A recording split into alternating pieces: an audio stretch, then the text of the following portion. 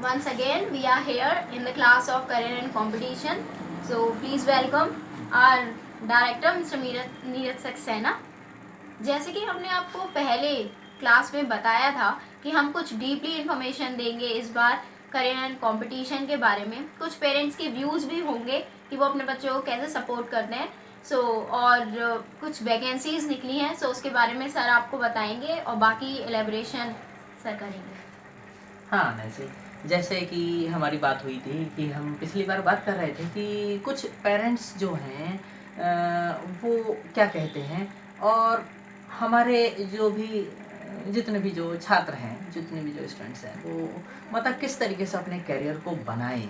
पिछली बार हम बात कर रहे थे आप लोगों से कि कोई छात्र कैसे मिसगाइड हो जाता है, किसी स्टूडेंट्स को करियर को चुनने में कैसे परेशानी आती है. तो मैंने एक बात कहा था कि वो स्टूडेंट खुद, उसका स्कूल, उसका ट्यूटर, जो जिससे भी वो पढ़ रहा है, कोई कोचिंग सेंटर जिसमें भी वो जो कोचिंग सेंटर उसने ज्वाइन किया है, और आजकल तो सब लोग कोचिंग सेंटर ज्वाइन कर ही रहे हैं, वो और उसके पेरेंट्स जब सब मिलते हैं तब कहीं जाकर गाड़ी ट्रैक पर आती है. तो उस ट्रैक का एक हिस्सा जो पिछली बार रहा था वो ये कि पेरेंट्स क्या करते हैं.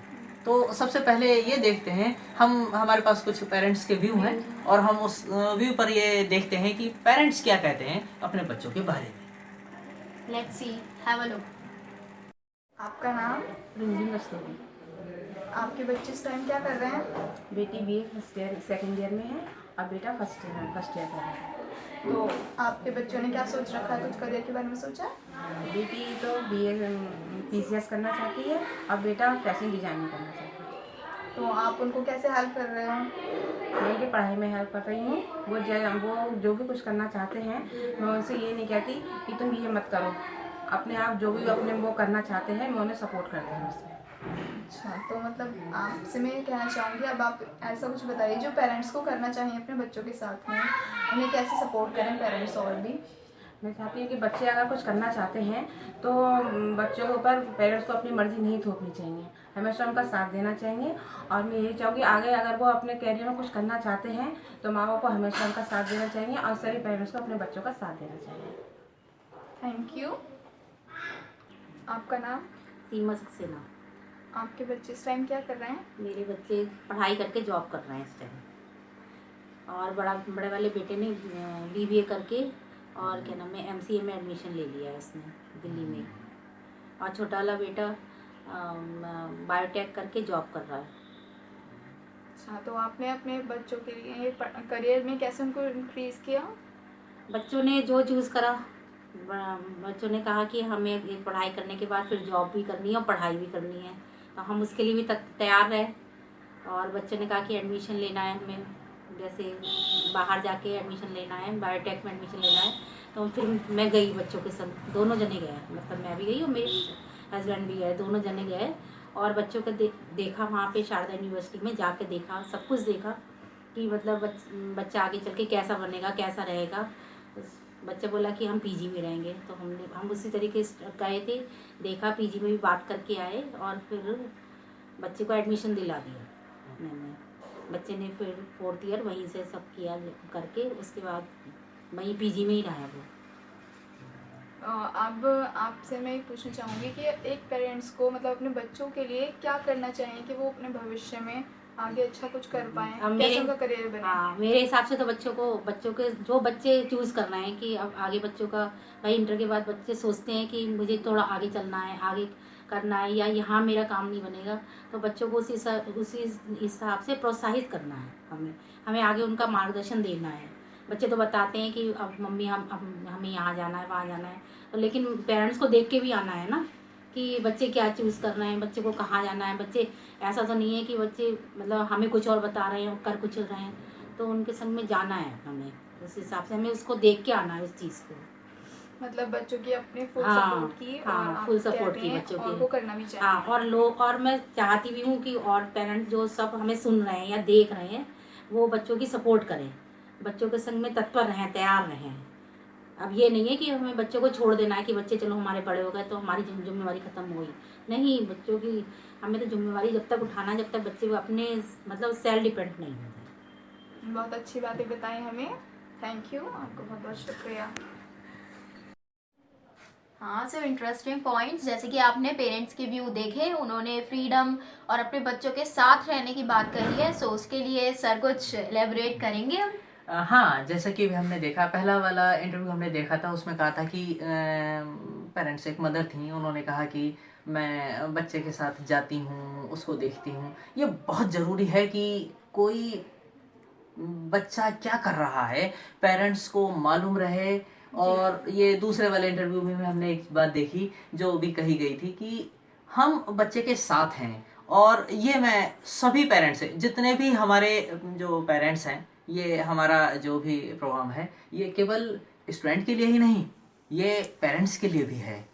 वो भी इसको देखें। पिछली बार वाला अगर हमारा प्रोग्राम देखा होगा, अगर पिछली कड़ी हमारी देखी होगी, तो उनके समझ में भी ये आया होगा कि पेरेंट्स भी वही रोल अदा करते हैं एक बच्चे के कैरियर में जो कि बच्चा अपने इफेक्ट करता है।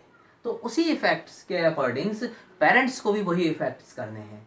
और जब वो करेंगे, मैं ये कहना चाहूँगा उन पेरेंट्स से सबसे पहले तो, कि वो पेरेंट्स जो हैं वो कभी भी अपने बच्चों को हतोत्साहित ना करें, उन्हें निराश ना करें, उनके साथ रहें, उन्हें ये ना लगे कि हम अकेले हैं। नैसी, जैसा मैंने देखा है कि जितने भी मैंने जो बात करता हूँ कि वो बच्चा बिगड़ गया, अपने कैरियर तक नहीं पहुंच पाया, कुछ लोगों का, बच्चों का जो स्टूडेंट लाइफ जो है वो बिल्कुल खराब हो जाती है। यहाँ तो हम बात कर रहे हैं कैरियर ना बन पाना, लेकिन कहीं कहीं ऐसा होता है कि बिल्कुल खराब हो जाती है लाइफ। वो लाइफ में हम कहते हैं बच्चा बहुत बिगड़ गया, बच्चे ने कुछ नहीं किया। तो उस सिचुएशन में पेरेंट्स को अपना मॉरल और इफेक्टिव तरीके से सपोर्ट करना चाहिए। ये बात है कि अगर वो पेरेंट्स उसके साथ हैं तो बच्चा बिगड़ ही नहीं सकता। आप उसके साथ ढाल बनकर जरूर रहें।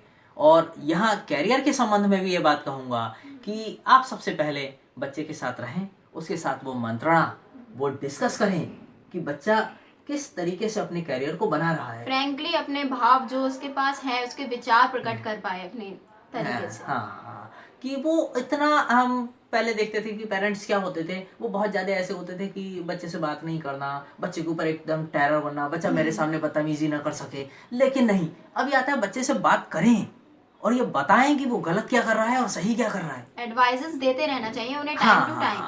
तो वो पेरेंट्स ही सब कुछ कर सकता है, क्योंकि एक बच्चा जो है वो कॉलेज में रहता है, अपने ट्यूटर या कोचिंग में भी रहता है, लेकिन मोस्टली जो रहता है वो अपने पेरेंट्स के साथ अपने घर में रहता है। तो वो ये काम करे। तो अब ये लेकिन बात आती है कि वो जो कैरियर, जो हम जिस पॉइंट पर थे कि कैरियर कैसे बनाए बच्चा, तो कैरियर कैसे बनाए के संबंध में ये बात आती है कि दो तरीके से कैरियर के बनाने में वो जागरूक हो सकते हैं। पेरेंट्स, ट्यूटर, स्कूल, ये सब तो एक साथ रहें ही, लेकिन कब से साथ रहें, ये दो तरीके से साथ रह सकते हैं। एक तो ये कि जब बच्चा 9th या हाई स्कूल में, जैसे यूपी बोर्ड का बच्चा होता है वो 9th या हाई स्कूल में होता है, तो जब वो 9th हाई स्कूल में होता है तो वो किस सब्जेक्ट को चूज कर रहा है, उसको क्या लेना है, क्या बनना है। और एक सबसे बड़ी बात ये ध्यान रखें, जब भी अपने कैरियर को चुनें उसका नेगेटिव पॉइंट कभी ना भूलें। मैं जो बोलूंगा लोग कहेंगे कि शायद निराश कर दे रहे हैं स्टूडेंट्स को। नहीं, निराश नहीं कर रहे हैं, मैं ये बताने की कोशिश कर रहा हूं कि उसका नेगेटिव पॉइंट ये बताता है कि क्या वो उस कैरियर पर जा भी सकता है या नहीं, उसके लिए इतना सक्षम है भी या नहीं। वो अपने आप को पहचानेगा, उसके नेगेटिव पॉइंट्स उसको बताएंगे। और पेरेंट्स भी उसको ये बताएं, उससे पूछें कि वो क्या बनना चाह रहा है, और बनना चाह रहा है तो क्या वो बन सकता है, क्या वो इस टाइप से है और हमारे लिए अच्छा क्या है, फिर वो वही सब्जेक्ट ले। और बच्चा एक बार ये बहुत सोचे कि जो मैं सब्जेक्ट ले रहा हूँ मुझे क्या बनना है, उस पर मेहनत कैसे करनी है। लेकिन सब्जेक्ट लेने के बाद भी अगर बच्चे मतलब कंसंट्रेट नहीं कर पा रहे हैं, अटेंटिव नहीं रह पा रहे हैं, तो उसके लिए क्या हमें करना चाहिए। मतलब एक सब्जेक्ट चूज कर लिया है, सपोज फिजिक्स, अब वो चाह रहा है कि फिजिक्स मुझसे नहीं हैंडल हो रही है, लेकिन वो ले चुका है, उसके पास कोई सोल्यूशन नहीं है पीछे आने का, तो उसे किस तरीके से हैंडल करें। हाँ, ये वाली बात भी अभी आती है कि जैसा हमने कुछ ले लिया, यहाँ बात कर रहे हैं हैंडल करने की। जो बात हो रही थी वो ये कि उसकी जितने भी कॉन्सेप्ट हैं उसको क्लियर करने की कोशिश करें किसी भी सब्जेक्ट में। ये तो मैं स्टूडेंट्स के लिए बताऊंगा, आगे हमारा एक प्रोग्राम शुरू होगा एग्जाम टाइम्स, वो हम जनवरी में देंगे। और वो बताएगा कि तैयारी कैसे करें। लेकिन फिर भी मैं शॉर्टली बोल देता हूँ कि वो जो कॉन्सेप्ट हैं छोटे छोटे वो क्लियर करें। अगर बेस मजबूत नहीं हुआ तो हमारा उस सब्जेक्ट में कोई मजे नहीं आते। तो बेस मजबूत करने की कोशिश करें। जो कैरियर में मान लो उसे फिजिक्स से कुछ करना है, वो फिजिक्स उसने ले ली है, तो उसको सबसे पहले उसका बेस मजबूत करे। किसी कॉम्पिटिशन्स में बैठने के लिए बेस मजबूत होना बहुत जरूरी है। अगर वो मजबूत नहीं हुआ तो उस पर कोई काम नहीं कर पाएगा। बिल्कुल। लिहाजा वो ये करे कि वो क्या कर रहा है और वो कॉन्सेप्ट छोटे छोटे क्लियर करे। और सबसे बड़ी बात ये कि जो भी कैरियर में चुने जो भी बच्चा, ये उस स्टूडेंट्स के लिए है कि अगर उसने कुछ अपने कैरियर में चुना है तो पहले ये जरूर मालूम कर ले कि उस कैरियर को पहुंचने के लिए रास्ते क्या क्या तय करने हैं। यही होता है कि कोई सचिन तेंदुलकर बनना चाहता है और बन नहीं पाता। हम में से कोई, मैं रिजर्व बैंक का गवर्नर बनना चाहता हूँ, कोई बात नहीं है, से स्ट्रगल तो करना ही पड़ेगा अपनी पढ़ाई को लेकर। लेकिन स्ट्रगल का रास्ता नहीं पता होता। उसे ये तो लगता है मैं गवर्नर बन जाऊं, उसे ये तो लगता है मैं सीबीआई में जाऊं, उसे ये तो लगता है मैं सीआईडी में जाऊं और सबसे बड़ा ऑफिसर बनूं। लेकिन उसके लिए करना क्या क्या पड़ेगा, और अगर वो उस रास्ते को परखेगा, वो ये मालूम करने की कोशिश करे कि उसको करने के लिए, अब मान लो सीबीआई का ऑफिसर बनना चाह रहा है, तो सीबीआई का ऑफिसर बनने के लिए क्या क्या करना पड़ता है, उसे जब तक ये अच्छे से पता नहीं होगा वो अपने कैरियर में सक्सेस नहीं होता। इसी को कहते हैं मिसगाइड हो जाना। वो मिसगाइड हो जाता है। सो एक कंपटीशन के लिए पूरी जानकारी लें, उसके बाद अपना व्यू मतलब किसी पे भी निर्धारित करें कि हमें ये बनना है या ये बनना है। सो इसके लिए मतलब सर ने हमें जो इन्फॉर्मेशन दी उसके लिए थैंक यू सर। और यहाँ जो मैं बोलना चाह रहा हूँ वो यही वाली बात कि यहाँ पेरेंट्स का रोल, पेरेंट्स बच्चे से पूछते हैं कि क्या करें, फिर वो क्या करता है, उससे पूछें बच्चे से कि क्या करना चाह रहा है, फिर उसका वेश देखें क्या वो बन सकता है, उसकी शैली क्या क्या है। जो भी मान लो जैसा भी मैंने कहा कि सीबीआई का गवर्नर बनना चाह रहा है, सीबीआई में बहुत ऑफिसर बनना चाह रहा है, तो वो उस ऑफिसर तक बनने के लिए रास्ता क्या क्या है उस बच्चे को बताएं और बच्चा वो चीज मालूम करे। और नहीं मालूम चलता पेरेंट्स को और बच्चे को तो चाहे वो अपने ट्यूटर से या जो भी एक्सपर्ट है उससे मालूम करें, और ज्यादा कुछ नहीं तो हमसे मालूम करें। हमारी वेबसाइट पे नीचे आता है क्वेश्चन, उस पर बात कर सकते हैं और आप भेजें। मैं चाहता हूं कि आप लोग वो क्वेश्चंस हमें भेजें और हम आपको उनके आंसर दें। कोई भी प्रॉब्लम अगर आती है कैरियर को चुनने के संबंध में या कोई भी पढ़ाई के संबंध में तो वो हमको बताएं, जिससे कि हम आपका सोल्यूशन कर सकें। और जब वो सोल्यूशन हो जाएगा तब आप कैरियर को ज्यादा अच्छे तरीके से चुन सकेंगे। अब एक दूसरी बात आती है, यहां तक तो बात रही वो कि जब आप 9th में या हाई स्कूल में चुनते हैं उसके बारे में मालूम करें। अगर आपने बीए, एमए या जो भी ग्रेजुएशन लेवल है, आपने कोई सब्जेक्ट ले लिया है और उसके बाद आपको लगता है कि मैं गलत पहुंच गया, तब उस ट्रैक पे जाकर हम क्या करें? हाँ, तब क्या करें। तो मैंने कई बार देखा है, कॉमर्स ले ली, अब यार कॉमर्स में कुछ कर नहीं सकते, 3 साल बर्बाद किए, ग्रेजुएशन किया, फिर उसके बाद अरे नहीं यार भरना तो एनडीए में चाहिए था। ठीक, तो ये सबसे बड़ी परेशानी आती है। इसमें क्या करें, अब आप रास्ते पर तो निकल ही आए हो, बहुत लंबे निकल आए हो और गाड़ी इतनी आगे प्लेटफॉर्म छोड़ के आ गई है कि दोबारा तो लौट कर नहीं जा सकती। मैंने पहले भी कहा था कोई भी सब्जेक्ट बुरा नहीं होता। अब जब इतनी आगे आ गए हैं तो उसमें अपनी जितनी भी अहर्ताएं से मतलब जो भी योग्यताएं आपके अंदर हैं वो खोजें और उधर कैरियर बनाने की कोशिश करें। अब आपने पढ़ लिया है, आपके पास सब्जेक्ट नया है, कोई बात नहीं, आपके पास साइकोलॉजी आ गई, आपने सोचा ही नहीं था, किसी ने कहा, आपने ले लिया, अब तो आप गलती कर चुके। तो साइकोलॉजी को फिर ये करें कि डीपली पढ़ना शुरू करें, उसका बेस मजबूत, जैसे अभी हमने कहा था कॉन्सेप्ट क्लियर करें, उसको अच्छे से पढ़ें और ये सोचें कि अगर एमबीबीएस डॉक्टर नहीं बन सकते तो कोई बात नहीं, साइकोलॉजी से भी तो डॉक्टर बन सकते हैं। बिल्कुल सही बात है। मतलब रास्ता चेंज नहीं हुआ आपका, आप कर सकते हैं, उसमें कैरियर बना लें जिस रास्ते पर, जिस ट्रैक पर आप जिस स्टेज पर आ गए हैं। ये बहुत ज्यादा जरूरी होता है। तो अगर ये आप करेंगे तो आप ज्यादा सफल होंगे, शॉर्टकट से निकल पाएंगे, वरना संभव नहीं हो पाता कि हम किस तरीके से तैयारी करें। और तैयारी करने के लिए सबसे पहले ये सोचें, रास्ता तो आपको पता है, जैसे मैंने कहा कि वो बताएं कि वो किस तरीके से उस रास्ते को तय करना है, हम किस तरीके से पा सकते हैं। उसके लिए जुट जाए से मतलब जैसे मान लो पीसीएस, हमको पहले पता चले कि पीसीएस भरा कैसे जाता है। ये वैसे हम आगे आपको बताएंगे जैसे आएगा, लेकिन फिर भी हमारा प्रोग्राम देखते रहें, उससे भी आपको पता चल सकता है बहुत कुछ। और आप खुद भी जैसे आप पता करें अगर आपको वो वे पता चल गया, उस वे पर आप बढ़ना शुरू कर दें, धीरे धीरे सर्गिंग जिसे कहते हैं वो जरूर शुरू कर दें। और जब वो सर्गिंग शुरू कर देंगे तो आप उस रास्ते पर पहुंचेंगे, और उस रास्ते पर पहुंचना ही आपकी मंजिल है। आप किसी भी गाइड से, किसी भी तरीके से, चाहे वो हमसे तैयारी के तरीके मालूम करें और उसके लिए तैयारी करें, लेकिन जो रास्ता चुन लिया है उससे पीछे हटने के बजाय आगे बढ़ने की कोशिश करें। लगनशीलता रखें। कंसंट्रेशन और लगनशीलता 2 ऐसी बातें हैं जो आपको कभी भी सफल होने से रोक नहीं सकती।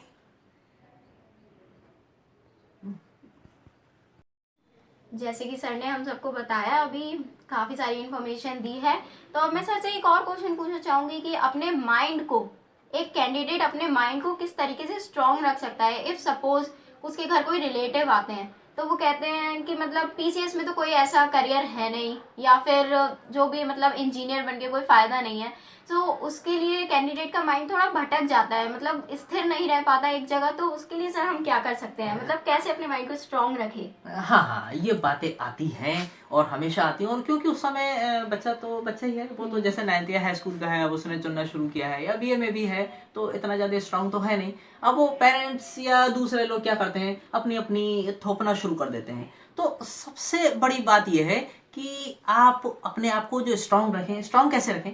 सबसे पहले बात, जो आपने कैरियर चुना है, अगर आपने वो कैरियर चुना है, जैसे पहले भी मैंने कहा था, उसका वे आपको पता है। जो कैरियर आपने चुना है, अपने माइंड में सबसे पहले तो ये बना लें, कैरियर कोई भी बुरा नहीं होता है। जब कैरियर कोई भी बुरा नहीं होता है तो हम कोई भी कैरियर चुन सकते हैं। हो सकता है आपके पेरेंट्स कह रहे हो ये बन जाओ, वो कैरियर अच्छा भी हो सकता है। आपने पीसीएस चुना, अरे पीसीएस ही क्यों चुना यार, आईएएस चुन लेता तो आईएएस में तो और बड़ा ऑफिसर बनता। जैसे कि मैं अपनी बात ही ले सकती हूँ, मैंने जब बैचलर ऑफ आर्ट्स करने की सोची थी अपने 12th के बाद, तब लोगों ने मुझसे कहा क्यों कर रहे हो बैचलर ऑफ आर्ट, बीए में जाना अच्छा नहीं है क्योंकि बीए की कोई वैल्यू नहीं है एंड ऑल दैट। बीकॉम करो। कॉमर्स से आई थी मैं। सो शुरू में लोगों ने मुझे काफी टोका कि मतलब कोई कोर्स करो, एमबीए डालो या फिर बीबीए डालो। सो उसके लिए मतलब काफी ज्यादा इफेक्ट डाला मेरे ऊपर, लेकिन मेरे पेरेंट्स मजबूत निकले। हाँ, कोई फ्रीडम मतलब मुझे इतनी दी है कि मैं अपनी मर्जी से कुछ कर सकूं। सो उसके लिए यहाँ पर ही पेरेंट्स थोड़ा सा फ्रीडम दे और बच्चा भी ये सोचे। पहली बात तो ये, अगर उसे रास्ता मालूम है तो वो कभी डिग नहीं सकता। वो अपने आप को स्ट्रांग कैसे करे, माइंड में ये बना ले कि जो कैरियर मैंने चुना है मैं उसके लिए संतुष्ट हूँ, क्या मुझे ऐसा होना चाहिए। अच्छा, ऐसा कई बार होता भी है एनएनसी कि जैसे मान लो एक स्टूडेंट है, उसे आपने एक सपना दिखाया, बोले यार पीसीएस कर ले। अब किसी ने दिखाया, बोले यार इसमें नहीं, मुझे तो आबकारी विभाग में है, खूब सारी सिफारिश भी मिलती है और ऐसा ही यार अब तो मैं आबकारी विभाग में ही जाऊंगा। तो मतलब ये ना सोचे हर डिपार्टमेंट आपके लिहाज से ही बना है, हर डिपार्टमेंट आपके हिसाब का ही है। कोई भी डिपार्टमेंट ऐसा नहीं है जो गलत होगा, हर डिपार्टमेंट पे आप कुछ ना कुछ कर सकते हैं। और मजबूती ये बनाएं, स्ट्रांग रखें कि मुझे एक ही काम करना है, दूसरे जितनी भी लेवल की जो भी सर्विसेज हैं वो फिलहाल मेरे हिसाब की नहीं है, बिल्कुल मेरे हिसाब की नहीं है। और ये वाली बात सोचे कि जो उसने चुन लिया है, अब लाजमी है उसका वे तो उसने तैयार कर ही लिया है। और जैसे भी मैंने कहा, जब आप बहुत लंबे ट्रैक पर निकल आते हो तो पीछे लौटना मुश्किल है। हमेशा ध्यान दें, वो आपके रिलेटिव्स, आपके रिश्तेदार जो भी हैं, आपके पेरेंट्स जो भी हैं, उनको ये समझाएं कि जिस रास्ते पर हम इतना लंबा निकल आए हैं वहां से अब हम पीछे नहीं लौट सकते। और ये मान लें, अपने दिल में भी मान लें कि जिस रास्ते पर आप हैं उस रास्ते से आप पीछे नहीं लौट सकते। और अगर आप पीछे लौटे तो आपके लिए 2 वे होंगे, और 2 वे पर जाने वाला कहीं भी नहीं पहुंचता, कहीं भी नहीं पहुंचता। यही आज हमारे हिंदुस्तान में पूरा कारण है कि ये जो जितने भी स्टूडेंट्स हैं, युवा पीढ़ी जितनी भी है, वो मिसगाइड है, वो भटकती है, उसे ये नहीं पता होता कि मुझे करना क्या है, वो क्या कर सकते हैं। लेकिन एक एक रास्ता भी चुने, एक एक डिपार्टमेंट भी चुने और उसमें जाने की कोशिश करें। और सबसे बड़ी बात ये कि जब भी करियर चुने तो अपना ये जरूर देख लें कि क्या उसमें रुचि भी है। मान लो मैं अपना इंटरेस्ट बहुत इम्पोर्टेंस रखता है, बहुत ज्यादा। या किसी के कहने से कैरियर कभी ना चुने। जब भी कैरियर चुने किसी के कहने से ना चुने। आप मीडिया में जाना चाहते हैं, आपको कोई होटल मैनेजमेंट सिखाना चाह रहा है, यार आप वो बंदे ही नहीं हो, आप वो मीडिया के बंदे हो। आपको तो मजे आते हैं लिटरेचर पढ़ने में, आपको मजे आते हैं बड़े बड़े आर्टिकल पढ़ने में। होटल मैनेजमेंट में वो कहाँ होगा, उसमें तो लिस्ट बनानी पड़ेगी, लेजर बनाने पड़ेंगे। सोच लो कि जब मैं लिटरेचर को इतनी डीपली पढ़ रहा हूँ तो ये मेरे बस की बात है ही नहीं। बस की बात नहीं है इसका मतलब आप हो सकता है मेहनत कर सकते हो, लेकिन ये मेरा ट्रैक ही नहीं है। कई बार मैंने बहुत डिपार्टमेंट में, हमारे यहाँ जो हिंदुस्तान में जो भ्रष्टाचार है उसका कारण एक ये भी है। एक होटल मैनेजमेंट पर, या मान लो मैं बताऊं कोई अकाउंटेंट है, उस पर वो आदमी बैठता है जिसको तो रेडियो स्टेशन में बैठना चाहिए था। अब उसे सर्विस मिल गई किसी अकाउंटेंट की, उसे सुबह 9 से शाम को 5 बजे तक काम करने में इतना मजा नहीं आता जितना कि वो शाम को 5 बजे के बाद आधे घंटे में कोई कविता लिखने में आता है। बिल्कुल सही बात कही है आपने, बिल्कुल। अब वो मुझे बताओ कि गौर करने लायक है। वो 9 से 5 अकाउंटेंट का काम अच्छे से कैसे करेगा और क्यों करेगा? बिल्कुल सर। उसे महीने की पहली तारीख की याद रहती है जब सैलरी मिलने वाली होती है, क्योंकि उसका काम तो कविता लिखना है। या तो वो खाली टाइम में वहां अकाउंटेंट की सीट पर बैठा हुआ कविता लिखेगा, यानी अपना काम छोड़ेगा, अपने काम को, अकाउंटेंट के काम को जबरदस्ती चलाएगा, लिस्ट को भिड़ाएगा इधर उधर। और फिर हम कहते हैं इंडिया में यार कोई भी कर्मचारी अच्छा नहीं है। दरअसल उसका ट्रैक कहीं और था, वो पहुंच कहीं और गया। और जो आपके लेवल का होता है, जिसमें आपका इंटरेस्ट होता है, जब वो काम आप करते हैं तो बहुत अच्छे से करते हैं, आपको डिपार्टमेंट में परेशानी नहीं आती है। मैं देखता हूं कि कोई अकाउंटेंट होता है, उसे अकाउंट से संबंधित परेशानी आती है, घर पे लेकर आता है, लैपटॉप में छांटता है, उससे पूछता है, फिर काम करता है। इससे अच्छा वही काम करे ना जो काम वो ज्यादा अच्छे तरीके से जानता है। बिल्कुल बिल्कुल। तो स्ट्रेस नहीं बढ़ता। हम कहते हैं यार सर्विस करना भी आजकल बड़ी मेहनत का काम है। मेहनत का काम नहीं है, हम उसके बारे में जानते नहीं थे। हमने तो कोई सर्विस चाहिए होती थी और हम उस सर्विस में घुस गए। अब हमारे मतलब कोई काम नहीं है। टीचर मैं देखता हूँ स्कूल में वो हैं जिन्होंने कभी टीचिंग का सोचा ही नहीं था। अब वो बीटीसी की जगह निकली और उसने भर दिया, वो बीटेक की सर्विस छोड़कर आया और टीचर बन गया। अब वो कहता है यार सुबह से दोपहर तक लगना, टीचर होना आसान नहीं है। नहीं, उसका वो काम नहीं था, उसका काम तो टेक्निकल था, उसे वो बकवास लग रहा है, इसलिए वो काम कर नहीं पा रहा है। और इसका क्या कर रहा है, अपने माइंड को थका रहा है और तरह तरह की मुसीबतें पैदा डिपार्टमेंट के लिए तो कर ही रहा है, अपने लिए भी करता है, क्योंकि वो खुद भी चैन से रह नहीं पाता, क्योंकि उसे पढ़ाने का तो मेथड ही नहीं आता। फिर कोई ऑफिसर आता है, कहता है यार ये गलती कर ली। तो ये गलतियां जो होती रहती हैं वो इसी कारण होती हैं। इसलिए अपना कैरियर जो भी चुने वो बहुत अच्छे से चुने, मजबूत रहे। स्ट्रांग रहने का सबसे अच्छा तरीका यही है कि आप ये सोच लें कि जो रास्ता मैंने चुना है वो गलत नहीं है, वो रास्ता बिल्कुल भी खराब और लेकर नहीं जाएगा, कुछ ना कुछ आपको जरूर दिलाएगा। कुछ ना कुछ से मतलब जो आपका सेटिस्फैक्शन है वो जरूर दिलाएगा आपको। थैंक यू सर, आपने इतनी ज़्यादा इन्फॉर्मेशन डीपली हमें दी इसके बारे में, हम इसके लिए आपके बहुत आभारी रहेंगे।